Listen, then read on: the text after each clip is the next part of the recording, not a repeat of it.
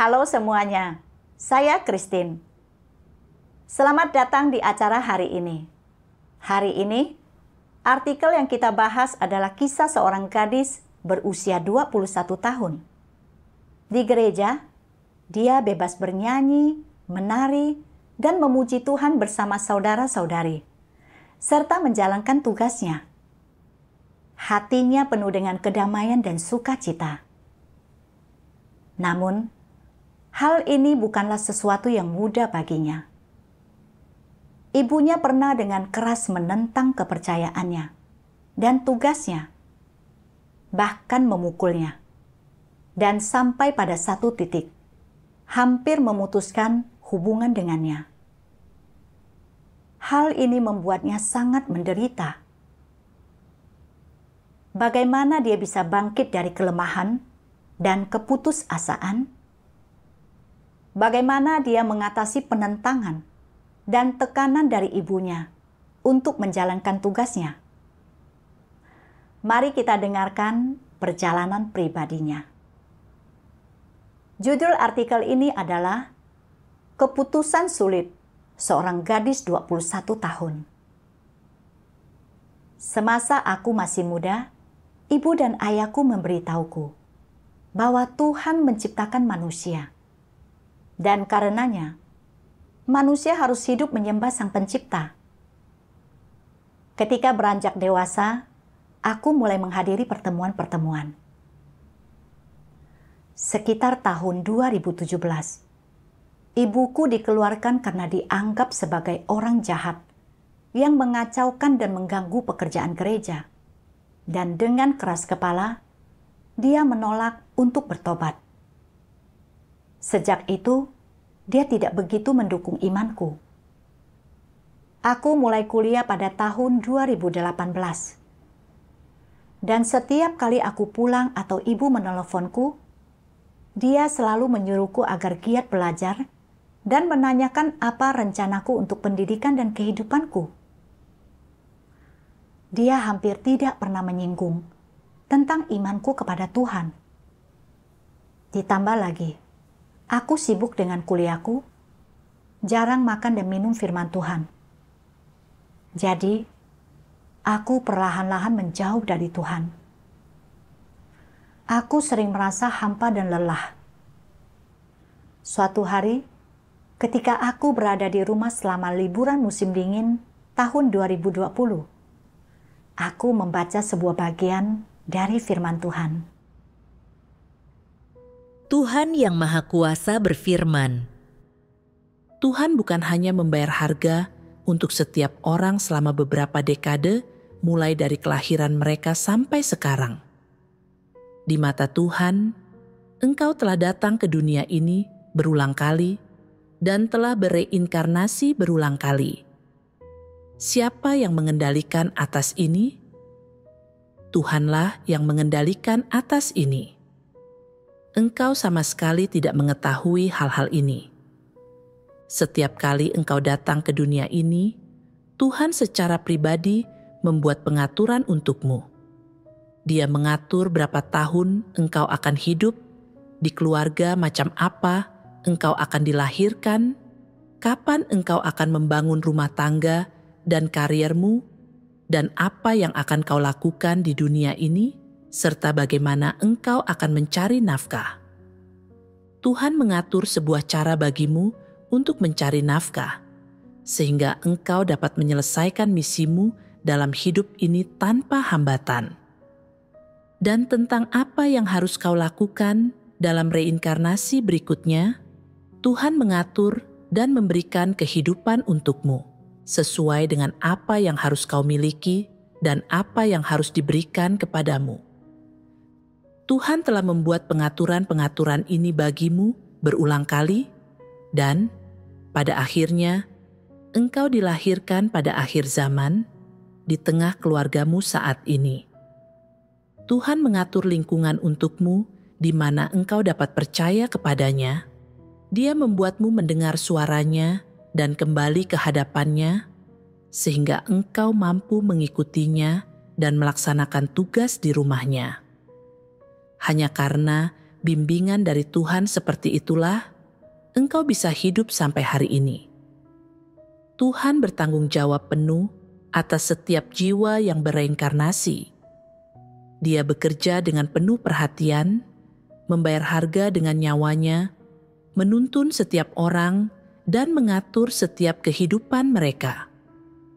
Tuhan bekerja keras dan membayar harga dengan cara seperti ini demi manusia, dan Dia menganugerahkan kepada manusia seluruh kebenaran dan hidup ini. Jika manusia tidak melaksanakan tugasnya sebagai makhluk ciptaan pada hari-hari terakhir ini, dan mereka tidak kembali ke hadapan Sang Pencipta, jika pada akhirnya betapapun banyaknya kehidupan dan generasi yang telah mereka lalui, mereka tidak melaksanakan tugas mereka dengan baik dan gagal memenuhi tuntutan Tuhan. Bukankah utang mereka kepada Tuhan akan menjadi terlalu besar? Bukankah mereka tidak layak atas semua harga yang telah Tuhan bayarkan? Itu berarti mereka sangat tidak berhati nurani, sehingga mereka tidak layak disebut manusia, karena utang mereka kepada Tuhan akan menjadi terlalu besar. Itulah sebabnya, dalam kehidupan ini, aku tidak membahas tentang kehidupanmu yang lampau, melainkan dalam kehidupanmu yang sekarang.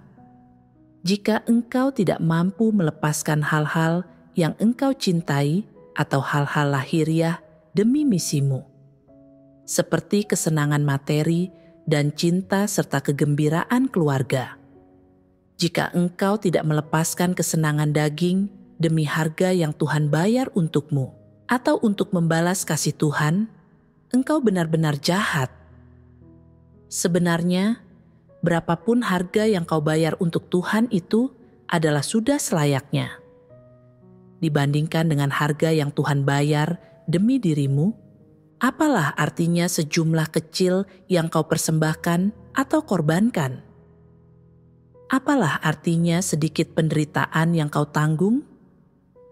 Tahukah engkau betapa besarnya penderitaan Tuhan? Penderitaanmu yang sedikit bahkan tidak layak disebut jika dibandingkan dengan penderitaan yang telah Tuhan tanggung.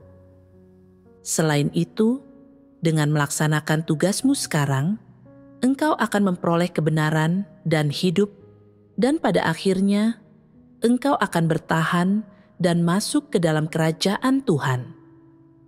Sungguh berkat yang sangat besar. Selama engkau mengikuti Tuhan, baik engkau menderita ataupun membayar harga, engkau sebenarnya sedang bekerja sama dengan Tuhan. Apapun yang Tuhan minta untuk kita lakukan, kita harus mendengarkan firman Tuhan dan menerapkan firman-Nya. Jangan memberontak terhadap Tuhan atau melakukan apapun yang membuatnya sedih. Untuk dapat bekerja sama dengan Tuhan, engkau harus sedikit menderita, dan engkau harus melepaskan dan mengesampingkan beberapa hal. Engkau harus melepaskan ketenaran, keuntungan, status, uang, serta kesenangan duniawi. Engkau bahkan perlu melepaskan hal-hal seperti pernikahan, pekerjaan, dan harapan masa depanmu di dunia ini. Tahukah Tuhan bahwa engkau telah melepaskan hal-hal ini? Dapatkah Tuhan melihat semua ini? Apa yang akan Tuhan lakukan ketika Dia melihat bahwa engkau telah melepaskan hal-hal ini? Tuhan bukan hanya akan merasa senang dan berkata, "Harga yang kubayarkan telah membuahkan hasil. Manusia bersedia bekerja sama denganku. Mereka memiliki tekad ini, dan aku telah mendapatkan mereka." Baik Tuhan merasa senang atau bahagia, dipuaskan atau dihiburkan, Tuhan bukan hanya bersikap demikian. Dia juga bertindak, dan Dia ingin melihat hasil yang dicapai oleh pekerjaannya. Jika tidak demikian, apa yang dituntutnya dari manusia tidak akan ada artinya. Anugerah, kasih, Dan belas kasihan yang Tuhan tunjukkan kepada manusia bukan sekadar sikap, melainkan juga fakta. Fakta apakah itu? Fakta bahwa Tuhanlah yang menaruh firman-Nya di dalam dirimu, mencerahkanmu, sehingga engkau mampu melihat apa yang indah mengenai dirinya dan melihat apa yang sebenarnya terjadi di dunia ini, sehingga hatimu dipenuhi dengan terang yang akan memampukanmu memahami firman dan kebenarannya. Dengan demikian, tanpa kau sadari, engkau akan memperoleh kebenaran.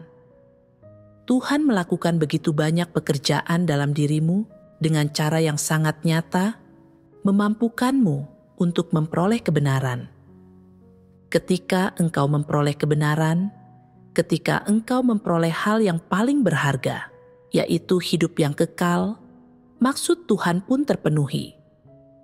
Ketika Tuhan melihat bahwa manusia sedang mengejar kebenaran dan bersedia bekerja sama dengannya, hati dia akan senang dan puas. Tuhan kemudian akan memiliki sikap, dan pada saat dia memiliki sikap tersebut, dia akan bertindak, berkenan atas manusia, dan memberkatinya. Dia berkata, "Aku akan memberimu upah, yaitu berkat-berkat yang pantas kau dapatkan. Dan engkau kemudian akan memperoleh kebenaran dan hidup. Jika engkau telah mengenal Sang Pencipta dan telah mendapatkan penghargaannya, akankah engkau tetap merasakan kekosongan di dalam hatimu? Tidak akan. Engkau akan merasa dipenuhi dan merasakan kenikmatan. Bukankah ini berarti hidupmu sangat bernilai? Inilah kehidupan yang paling bernilai dan bermakna." Aku memperoleh pemahaman dari firman Tuhan bahwa segala sesuatu yang dimiliki manusia berasal dari Tuhan, bahwa kita hidup saat ini hanya karena Tuhan memelihara dan melindungi kita, dan bahwa manusia memiliki hati nurani serta menjalani kehidupan yang bermakna hanya ketika mereka memenuhi tugas sebagai makhluk ciptaan. Aku dilahirkan di akhir zaman dan cukup beruntung dapat mendengar suara Tuhan. Itu telah ditetapkan oleh Tuhan sebelum zaman diciptakan, beserta dengan tanggung jawab dan misi yang harus kulaksanakan. Aku mengikuti iman orang tuaku sejak aku masih muda, tetapi aku tidak pernah melaksanakan tugas. Aku ingin melaksanakan suatu tugas ketika masuk kuliah, tetapi aku tidak dapat melepaskan studi dan prospek masa depanku. Aku hanya menghadiri pertemuan-pertemuan karena itu peraturannya. Tetapi hatiku jauh dari Tuhan. Saat merenungkannya kembali, orang-orang yang kukenal di kampus, hampir semuanya orang tidak percaya. Dan seiring berjalannya waktu, aku mulai mengikuti tren yang jahat. Makan, minum, dan bersenang-senang. Aku makin jarang makan dan minum firman Tuhan. Dan juga makin menjadi egois dan licik. Aku tidak berbeda dengan orang-orang yang tidak percaya. Aku merenungkan firman Tuhan. Hanya dengan mencari kebenaran untuk menyelesaikan masalah saat melaksanakan tugas, barulah orang dapat bertumbuh dalam hidupnya. Aku jadi paham bahwa hanya dengan melaksanakan tugas kita dan mengalami pekerjaan Tuhan, kita bisa memperoleh kebenaran dan terus bertumbuh dalam hidup, dan akhirnya didapatkan oleh Tuhan. Bagaimana kita bisa memperoleh keselamatan jika kita tidak melaksanakan tugas kita dan mengejar tren duniawi? Setelah itu, secara kebetulan, aku mendengar sebuah lagu pujian dari firman Tuhan. Bangkitlah saudara-saudara. Bangkitlah saudari-saudari. Hariku tidak akan tertunda. Waktu adalah kehidupan. Dan memanfaatkan waktu berarti menyelamatkan kehidupan. Waktunya tidak lama lagi. Jika engkau semua gagal dalam ujian masuk perguruan tinggi, engkau dapat belajar lagi dan mengulangi ujian itu sesering yang engkau mau. Namun, hariku tidak akan mengalami penundaan lagi. Ingat, aku menasihatimu dengan perkataan baik ini. Akhir dunia dibukakan di depan matamu, dan bencana besar mendekat dengan cepat. Mana yang lebih penting? Hidupmu, ataukah tidur, makanan, minuman, dan pakaianmu?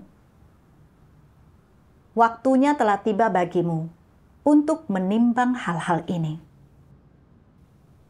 Setelah mendengar lagu pujian ini, kusadari bahwa tidak banyak waktuku yang tersisa lagi untuk melaksanakan tugas. Ketika aku mengikuti ujian masuk perguruan tinggi, jika gagal, aku bisa saja tetap mengikuti kuliah setahun berikutnya dan mengikuti ujian lagi. Namun, hanya ada satu kesempatan untuk diselamatkan oleh Tuhan. Dan jika kita melewatkannya, kesempatan itu sirna selamanya.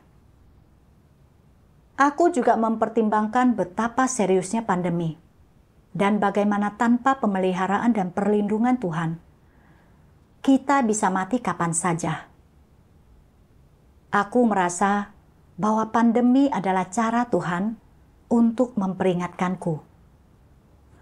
Aku telah mengikuti tren duniawi selama bertahun-tahun dan menyia-nyiakan begitu banyak waktu, kehilangan begitu banyak kesempatan untuk melaksanakan tugas dan memperoleh kebenaran.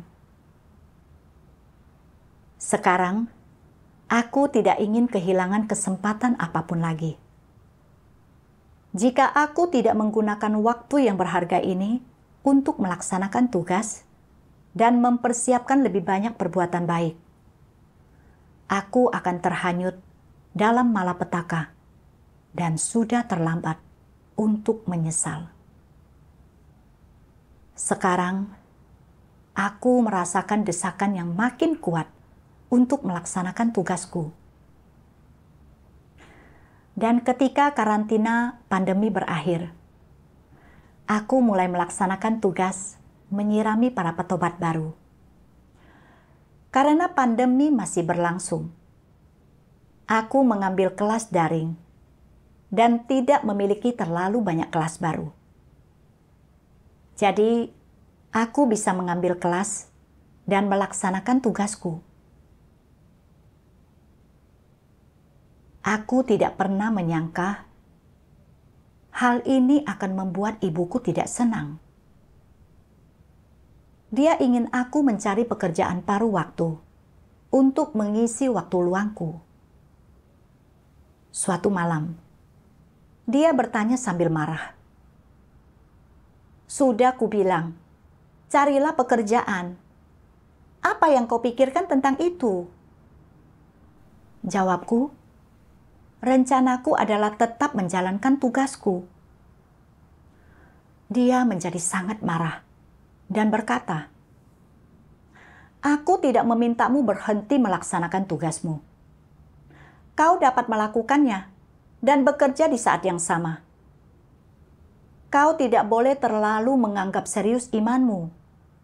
Jangan seperti aku. Aku menyerahkan segalanya. Dan akhirnya, malah disingkirkan. Aku berpikir dalam hati, bukankah berpegang teguh pada dunia sambil percaya kepada Tuhan juga sama saja dengan mencoba mendapatkan keduanya? Itu bukan iman yang tulus kepada Tuhan. Selain itu, ibu meninggalkan pekerjaan serta keluarga ibu, dan disingkirkannya ibu adalah dua hal yang berbeda. Ibu disingkirkan karena melakukan berbagai macam kejahatan dan tidak mau bertobat. Jadi, kubilang pada ibuku, "Sekarang aku sedang kuliah.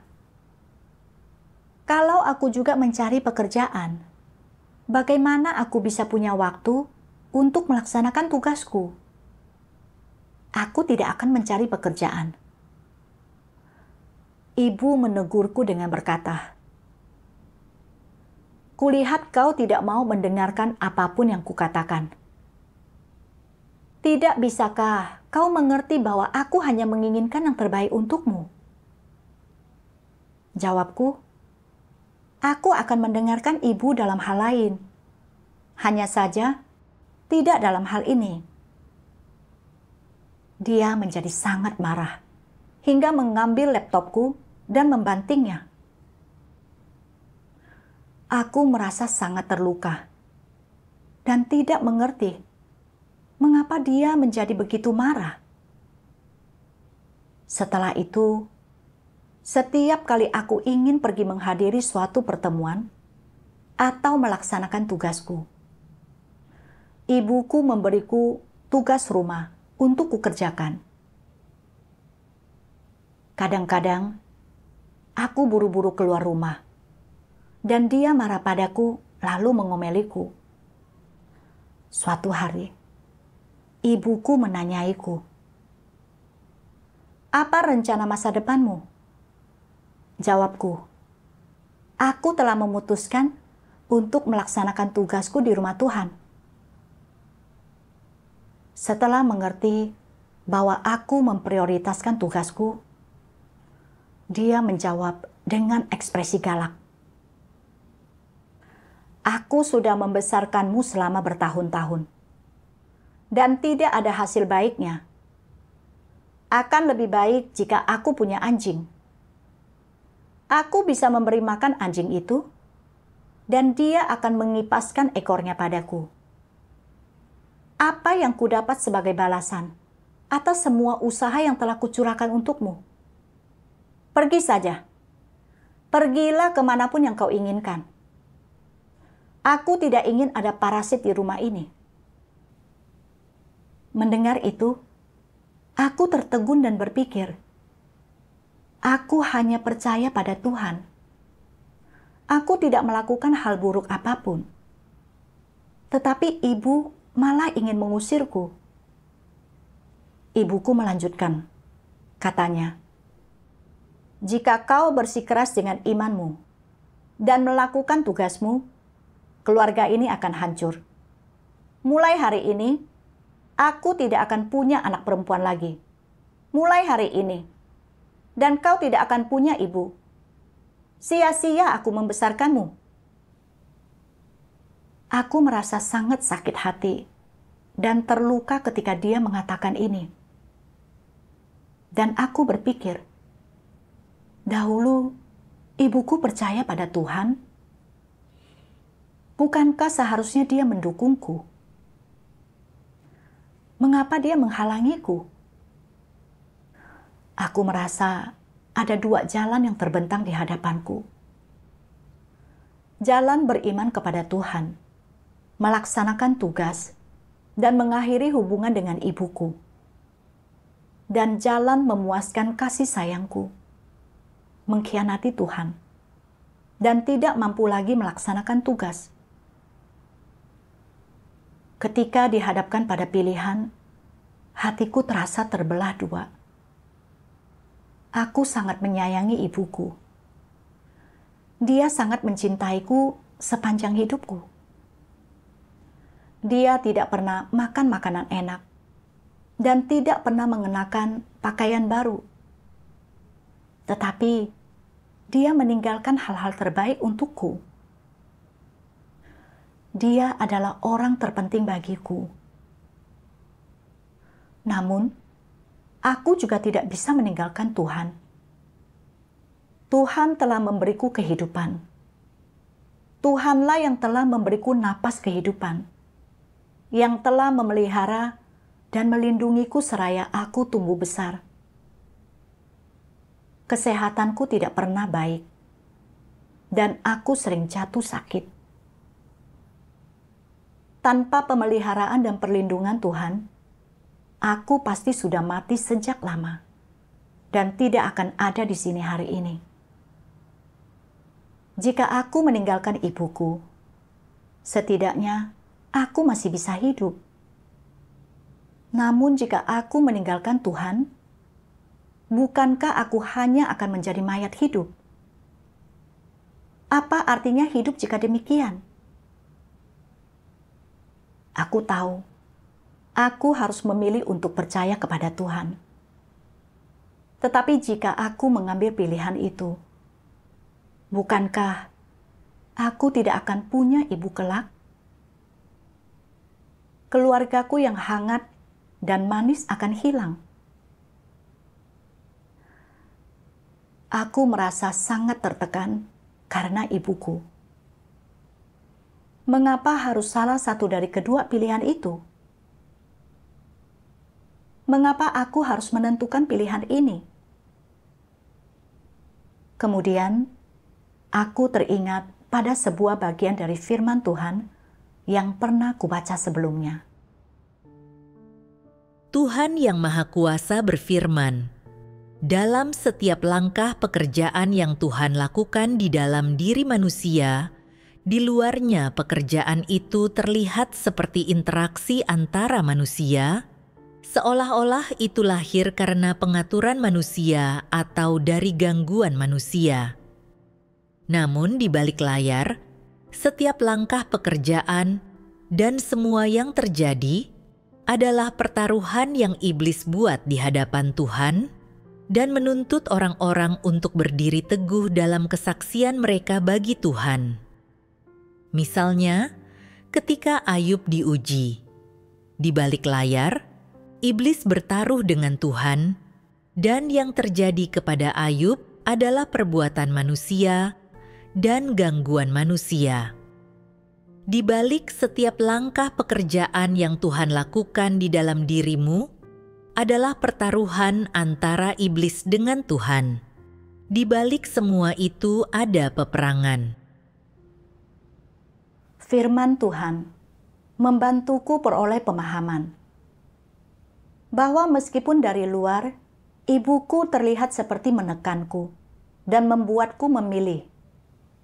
Di balik semua ini, terdapat pertempuran rohani. Itu juga merupakan pencobaan dari iblis. Iblis tahu titik terlemahku dan menggunakan kasih sayang untuk menekanku agar meninggalkan imanku. Jika aku mematuhi ibuku, meninggalkan iman dan tugasku, aku akan terpikat ke dalam tipu daya iblis dan kehilangan kesempatan untuk diselamatkan. Entah aku akan diusir dari rumahku atau tidak, aku tidak bisa mengkhianati Tuhan dan melepaskan tugasku demi kasih sayang. Aku merenungkan lebih banyak firman Tuhan. Ketika dihadapkan pada ujian, engkau harus memuaskan Tuhan. Meskipun engkau mungkin menangis getir atau merasa enggan berpisah dengan beberapa objek yang engkau kasihi. Hanya inilah kasih dan iman yang sejati. Hatiku menemukan kekuatannya. Apapun yang akan kuhadapi di kemudian hari, aku akan mengandalkan Tuhan agar tetap bertahan. Jadi, aku berkata pada ibu, aku selalu menginginkan keluarga ini dan selalu menginginkan ibu dan ayah. Aku lebih suka makan sedikit dan menghabiskan sedikit uang, dan menjadi anak yang baik untukmu. Jika aku tidak dapat memenuhi permintaanmu, Itu karena aku memang tidak mampu. Ini hal terbaik yang dapat kulakukan. Namun, beriman kepada Tuhan dan melaksanakan tugasku adalah jalan yang benar, dan aku tidak bisa meninggalkannya. Ibuku menjadi sangat marah. Belakangan, dia pindah dan menyewa tempat lain. Sesekali ibuku memanggilku untuk mengobrol di rumah kontrakannya. Suatu kali, dia berkata padaku, "Kesehatan ayahmu sedang tidak baik. Kau harus memikirkannya. Apa yang akan kau lakukan jika suatu hari dia sakit?"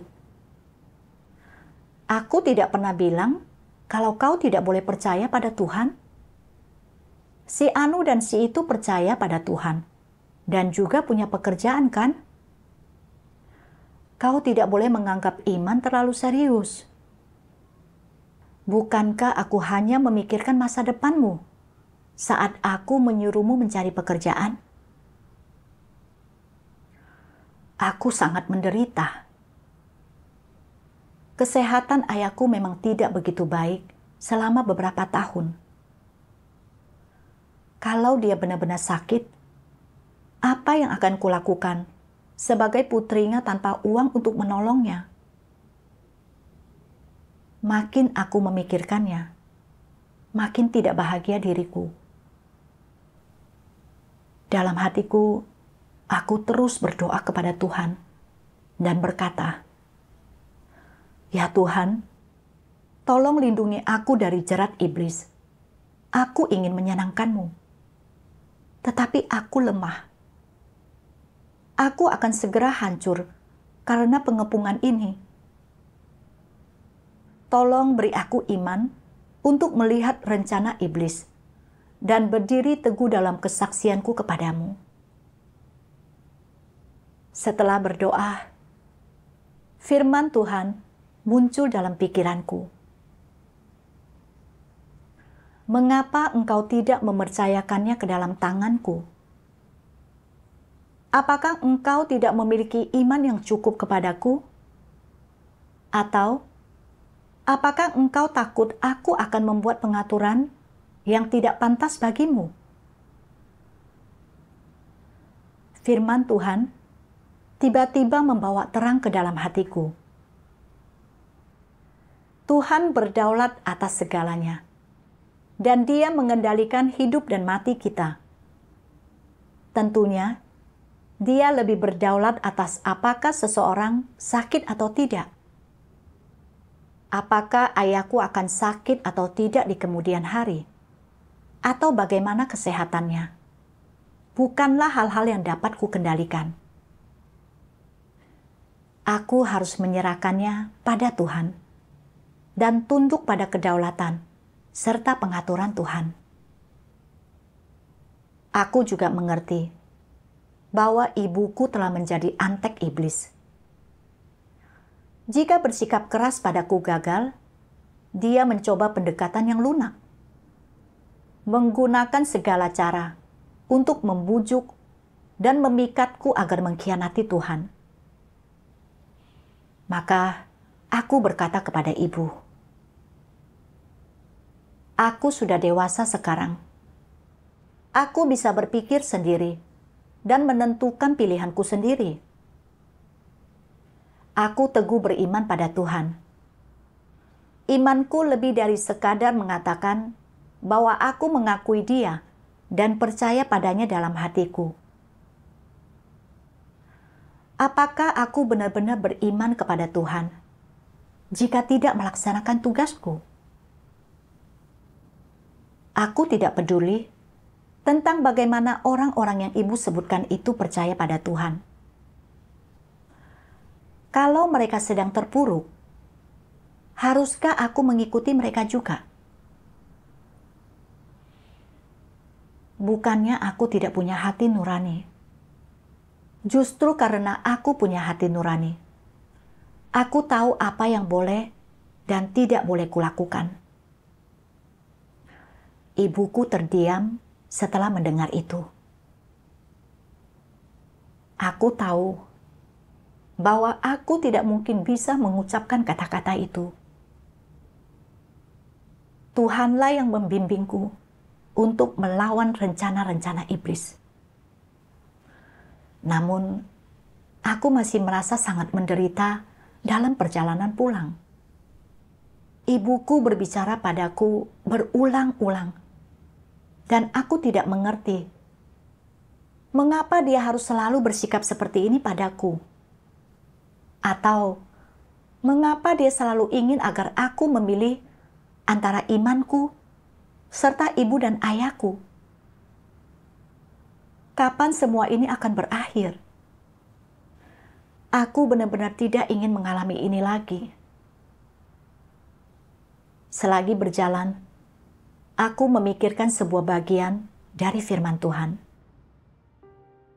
Ketika Tuhan bekerja untuk memurnikan manusia, manusia menderita. Makin besar pemurnian yang mereka alami, makin mereka memiliki hati yang mengasihi Tuhan, dan akan makin besar kekuatan Tuhan dinyatakan dalam dirinya.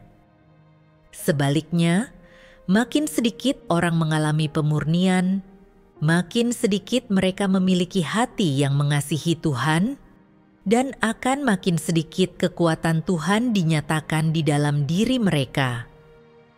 Semakin besar pemurnian dan penderitaan seseorang, dan semakin besar siksaan yang mereka alami, akan semakin dalam kasihnya kepada Tuhan, akan menjadi semakin murni imannya kepada Tuhan, dan akan semakin mendalam pengenalannya akan Tuhan.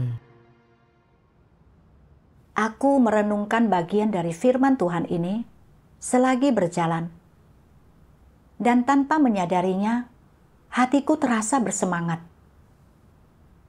Justru karena sekarang aku telah memilih jalan iman, maka iblis mencoba menghalangiku. Jika aku tidak percaya pada Tuhan dan tidak memilih untuk melaksanakan tugasku, aku tidak akan dimurnikan dengan cara ini. Aku memikirkan banyak saudara-saudari yang menderita penganiayaan dan mengalami rintangan dari keluarga mereka karena percaya pada Tuhan, tetapi tidak pernah melepaskan iman atau tugas mereka. Sebaliknya, mereka berdoa pada Tuhan dan bersandar padanya agar berdiri teguh dalam kesaksian mereka. Sekarang, aku memilih untuk mengikuti Tuhan dan melaksanakan tugas sebagai makhluk ciptaan. Tidak mungkin iblis akan melepaskanku semudah itu. Jadi, dia mencoba membuatku menjauhi Tuhan melalui ibuku yang terus-menerus menyusahkanku. Tuhan juga menggunakan penganiayaan ini untuk menyempurnakan imanku padanya, dan agar aku belajar untuk bersandar kepadanya, supaya dapat berdiri teguh dalam kesaksianku. Begitu memahami hal ini, aku merasa sangat tersentuh. Tuhan tidak meninggalkanku saat aku bersikap negatif, tetapi menggunakan firman-Nya untuk membimbingku, membantuku berdiri teguh, dan tidak disesatkan serta dibujuk oleh iblis. Aku merasa Tuhan ada di sampingku, menuntun tanganku terus maju. Aku merasa sangat mantap dan didukung, dan memiliki keyakinan untuk melewati situasi ini. 1,5 bulan kemudian, ibuku pindah kembali ke rumah. Suatu pagi, ibu datang ke kamarku dan bertanya apa pendapatku tentang mencari pekerjaan. Jawabku, aku tidak berubah pikiran. Aku memilih untuk melaksanakan tugasku di rumah Tuhan. dia menyebutku anak yang tidak tahu terima kasih dan mulai memukulku dengan berang. Aku tidak ingat berapa kali dia menamparku.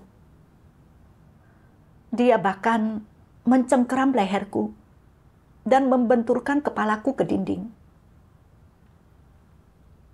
Baru ketika aku hampir berhenti bernapas, dia pun berhenti.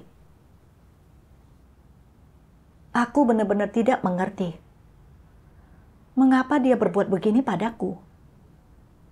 Bukankah aku hanya percaya pada Tuhan dan melaksanakan tugasku? Aku tidak melakukan hal buruk. Saat dia memukulku, aku memikirkan saudara-saudariku yang disiksa dengan kejam oleh naga merah yang sangat besar. Naga merah yang sangat besar adalah raja para setan, dan dia sangat menyiksa saudara-saudariku. Namun, ini ibuku. Dia adalah orang yang paling dekat denganku. Dan saat dia memukulku sekeras itu, tubuhku tidak merasakan sakit. Hatiku yang hancur. Tak lama kemudian, tibalah musim semi 2021. Suatu hari, aku baru saja pulang dari melaksanakan tugasku. Dan ibuku sengaja mencari masalah denganku karena beberapa hal sepele. Dia memukulku lagi dan berteriak, "Aku sudah membesarkanmu selama bertahun-tahun dan tidak ada hasil baiknya. Jika memang begitu, pergilah, keluar. Aku akan berpura-pura kau bukan putriku. Kamu tidak terlahir dariku." Pikirku, satu-satunya cara agar aku dapat melaksanakan tugasku adalah dengan pergi. Namun sejujurnya, aku juga tidak ingin meninggalkan orang tuaku. Pindah berarti hidup sendirian. Aku sama sekali tidak berani. Ketika berpikir tentang bagaimana aku akan menjadi anak sebatang kara, aku merasa sangat sedih. Jika aku dipaksa meninggalkan imanku, aku akan mampu mempertahankan rumahku. Tetapi, aku telah menikmati begitu banyak kasih karunia Tuhan, dan telah makan dan minum begitu banyak firman Tuhan. Di manakah hati nuraniku jika aku tidak dapat melaksanakan tugasku? Saat itu, aku merasa sangat sedih. Seolah-olah seseorang telah menyayat jantungku dengan sebilah pisau. Dalam kepedihan yang sangat menyiksa, terpikir olehku untuk mati saja. Kupikir, aku tidak harus mengalami penderitaan ini jika aku mati. Ketika aku merasakan kepedihan yang sangat menyiksa itu, aku membaca firman Tuhan. Tuhan Yang Maha Kuasa berfirman, "Sekarang ini, sebagian besar orang tidak memiliki pengetahuan itu. Mereka percaya bahwa penderitaan tidak ada nilainya, mereka dijauhi oleh dunia, kehidupan rumah tangga mereka bermasalah, mereka tidak dikasihi Tuhan, dan prospek mereka suram. Penderitaan sebagian orang mencapai titik ekstrim, dan pikiran mereka mengarah kepada kematian. Ini bukanlah kasih kepada Tuhan yang sejati. Orang-orang seperti itu adalah pengecut. Mereka tidak memiliki ketekunan. Mereka lemah dan tidak berdaya. Tuhan benar-benar ingin manusia mengasihinya, tetapi makin manusia mengasihinya, makin besar penderitaan manusia, dan makin manusia mengasihinya, makin besar ujiannya. Jika engkau mengasihinya, semua jenis penderitaan akan menimpamu, dan jika engkau tidak mengasihinya, mungkin segala sesuatu akan berjalan dengan lancar bagimu, dan semuanya akan damai di sekelilingmu. Ketika engkau mengasihi Tuhan, engkau akan merasakan bahwa banyak hal di sekelilingmu tidak dapat diatasi, dan karena tingkat pertumbuhan dirimu terlalu kecil, engkau akan dimurnikan. Apalagi, engkau tidak akan mampu memuaskan Tuhan, dan engkau akan terus merasa bahwa maksud Tuhan terlalu tinggi, jauh dari jangkauan manusia. Karena semua ini, engkau akan dimurnikan. Karena ada banyak kelemahan di dalam dirimu, dan karena banyak hal tidak mampu memuaskan maksud Tuhan, engkau akan dimurnikan di dalam dirimu. Namun engkau harus melihat dengan jelas bahwa penyucian hanya bisa dicapai melalui pemurnian. Maka, selama akhir zaman ini, engkau semua harus menjadi saksi bagi Tuhan. Seberapa besarnya pun penderitaanmu, engkau harus menjalaninya sampai akhir, dan bahkan hingga akhir napasmu, engkau harus setia dan tunduk pada pengaturan Tuhan. Hanya inilah yang disebut benar-benar mengasihi Tuhan, dan hanya inilah kesaksian yang kuat dan bergema. Bisa dilihat dari banyak pekerjaan Tuhan bahwa Tuhan benar-benar mengasihi manusia, hanya saja mata roh manusia belum sepenuhnya terbuka dan tidak mampu melihat dengan jelas banyak karya Tuhan dan maksud Tuhan, maupun banyak hal yang indah tentang Tuhan. Manusia memiliki terlalu sedikit kasih sejati bagi Tuhan. Engkau telah percaya kepada Tuhan selama ini, dan sekarang Tuhan telah meniadakan semua sarana untuk melarikan diri. Secara realistis, engkau tidak punya pilihan kecuali mengambil jalan yang benar, yaitu jalan yang benar yang kepadanya engkau telah dituntun melalui penghakiman yang keras dan keselamatan agung dari Tuhan. Hanya setelah mengalami kesulitan dan pemurnian, manusia bisa mengetahui bahwa Tuhan itu indah. Setelah menimba pengalaman sampai saat ini, bisa dikatakan bahwa manusia telah mengenal sebagian dari keindahan Tuhan, tetapi ini tetap belum cukup karena manusia begitu kurang. Manusia harus mengalami lebih banyak pekerjaan Tuhan yang ajaib dan lebih banyak pemurnian yang menyakitkan yang diatur oleh Tuhan. Hanya dengan begitu, barulah watak hidup manusia bisa berubah. Aku merasakan kepedihan yang luar biasa setelah membaca ini. Menghadapi penderitaan adalah kasih Tuhan. Tetapi aku selalu merasa situasinya terlalu menyakitkan dan tidak ingin terus mengalaminya. Aku benar-benar sangat rapuh. Aku sudah berkata, aku ingin melaksanakan tugasku. Tetapi ketika keadaan menjadi sulit, aku ingin mundur dan bahkan berpikir untuk mati.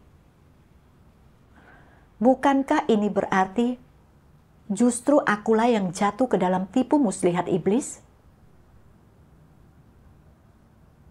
Aku akan tetap memiliki Tuhan jika aku pindah.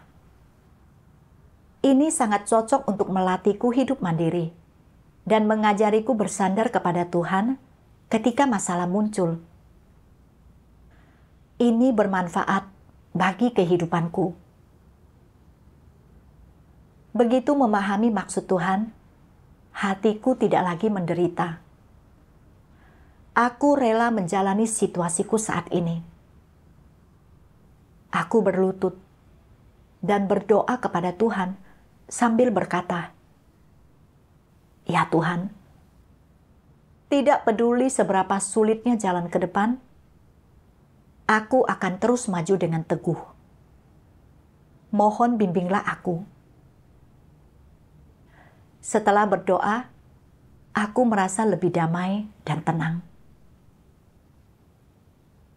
Keesokan harinya, aku memberitahu ibuku bahwa aku akan menyewa tempat tinggal.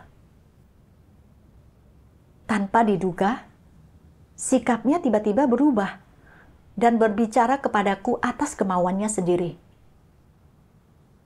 Sikapnya melunak selama beberapa hari berikutnya. Aku teringat akan Abraham. Ketika Tuhan menyuruhnya mempersembahkan putranya yang paling berharga kepada Tuhan, meskipun enggan melakukannya, ketika dia bertekad untuk mempersembahkan putranya kepada Tuhan, Tuhan tidak mengambil putranya.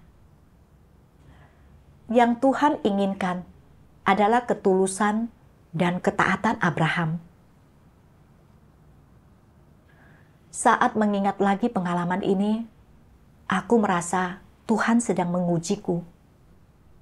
Begitu aku bertekad untuk melaksanakan tugasku, iblis tidak punya jalan lain. Dan akhirnya, aku dapat melaksanakan tugasku tanpa kendala. Kemudian, aku membaca lebih banyak firman Tuhan dan mulai sedikit memahami ibuku. Tuhan Yang Maha Kuasa berfirman, mereka di antara saudara-saudari yang selalu menyebarkan kenegatifan adalah kaki tangan iblis dan mereka mengganggu gereja. Orang-orang seperti ini suatu hari kelak harus dikeluarkan dan disingkirkan. Dalam kepercayaan mereka kepada Tuhan, jika orang tidak memiliki hati yang takut akan Tuhan, jika mereka tidak memiliki hati yang tunduk kepada Tuhan, mereka bukan saja tidak akan mampu melakukan pekerjaan apapun baginya, tetapi justru sebaliknya, mereka akan menjadi orang-orang yang mengganggu pekerjaan Tuhan dan yang menentang Dia. Percaya kepada Tuhan, tetapi tidak tunduk ataupun takut akan Dia, dan malah menentang Dia, adalah hal paling memalukan sebagai orang percaya. Apabila orang-orang percaya hanya asal-asalan dan tidak menjaga perkataan dan tingkah laku mereka, sama seperti orang fasik yang tidak percaya, maka mereka bahkan lebih jahat daripada orang tidak percaya. Mereka tipikal setan. Mereka yang menyebarkan omongan beracun dan jahat di dalam gereja, mereka yang menyebarkan rumor, menimbulkan ketidakharmonisan, dan membentuk kelompok-kelompok eksklusif di antara saudara-saudari, mereka haruslah diusir dari gereja. Namun, karena saat ini adalah masa pekerjaan Tuhan yang berbeda, orang-orang ini dibatasi karena mereka sudah pasti akan disingkirkan. Semua orang yang telah dirusak oleh iblis memiliki watak yang rusak. Beberapa orang semata-mata memiliki watak yang rusak, sementara beberapa orang lainnya berbeda. Mereka tidak saja memiliki watak iblis yang rusak, tetapi natur mereka juga luar biasa jahat. Bukan saja perkataan dan perbuatan mereka menyingkapkan watak rusak iblis dalam diri mereka, lebih dari itu, orang-orang ini adalah iblis-iblis dan setan-setan yang asli. Perilaku mereka mengacaukan dan mengganggu pekerjaan Tuhan, mengganggu jalan masuk kehidupan saudara-saudari, dan menghancurkan kehidupan bergereja yang normal. Cepat atau lambat, serigala-serigala berbulu domba ini harus dibersihkan. Sikap yang tak kenal ampun, sikap penolakan, harus diterapkan atas para kaki tangan iblis ini. Hanya inilah artinya berdiri di pihak Tuhan, dan mereka yang gagal melakukannya sedang berkubang dalam lumpur bersama iblis. Orang-orang yang dengan tulus percaya kepada Tuhan selalu memiliki Dia di dalam hati mereka, dan mereka selalu memelihara hati yang takut akan Tuhan, hati yang mengasihi Tuhan. Mereka yang percaya kepada Tuhan harus melakukan segala sesuatu dengan hati-hati dan bijaksana, dan semua yang mereka lakukan haruslah sesuai dengan tuntutan Tuhan dan mampu memuaskan hatinya. Mereka tidak boleh keras kepala, melakukan apapun yang mereka sukai. Itu tidak sesuai dengan tata tertib orang kudus. Orang tidak boleh mengamuk, mengibarkan panji Tuhan sembari menyombongkan diri dan menipu di mana-mana. Ini adalah jenis perilaku yang paling memberontak. Keluarga mempunyai aturan mereka sendiri, dan negara memiliki hukum mereka sendiri. Bukankah terlebih lagi di rumah Tuhan? Bukankah rumah Tuhan memiliki standar yang jauh lebih ketat? Bukankah rumah Tuhan terlebih lagi memiliki ketetapan administratif? Orang bebas melakukan apapun yang mereka inginkan, tetapi ketetapan administratif Tuhan tidak dapat diubah seenaknya. Tuhan adalah Tuhan yang tidak menoleransi pelanggaran manusia. Dia adalah Tuhan yang menghukum mati manusia. Sungguhkah manusia belum mengetahui hal ini? Aku menyadari bahwa apa yang Tuhan singkapkan justru adalah perilaku ibuku. Tadinya aku tidak pernah memiliki pemahaman tentang ibuku, dan kurasa dia akan mampu memahami dan mendukung imanku dan pelaksanaan tugasku. Hanya melalui rintangan dan penyiksaannya, aku mulai melihat esensinya sebagai orang jahat. Dia mengerti segalanya, tetapi tetap saja menyiksa dan menghalangi imanku. Hal ini ditentukan oleh esensinya yang membenci Tuhan.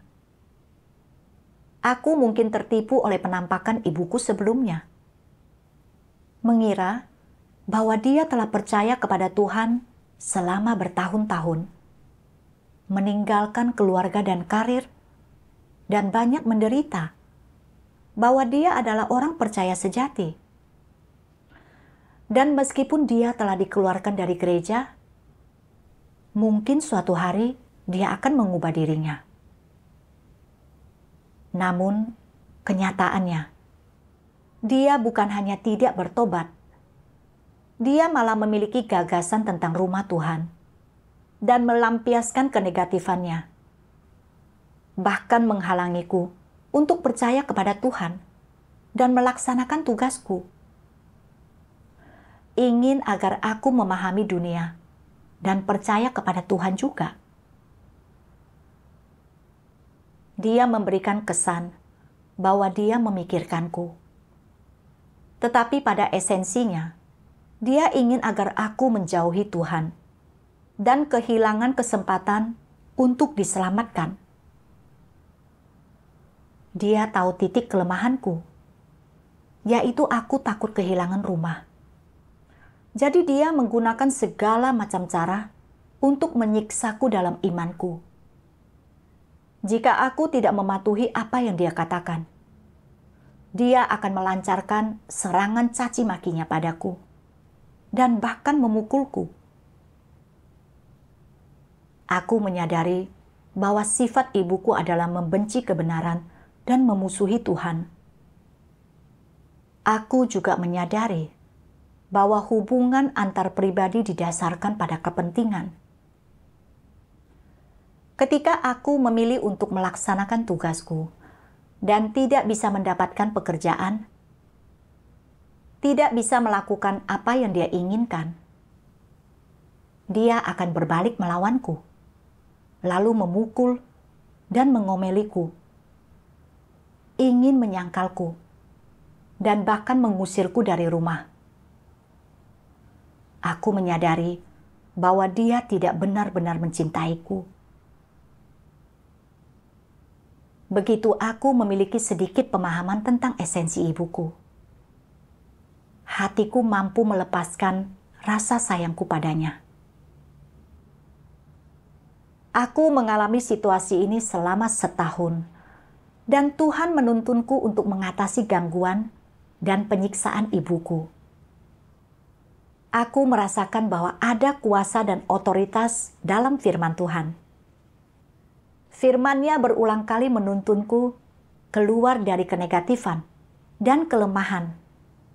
Dan aku juga mulai memiliki sedikit pemahaman tentang esensi ibuku sebagai orang jahat. Aku bersyukur kepada Tuhan karena telah menyelamatkanku. Acara hari ini telah berakhir.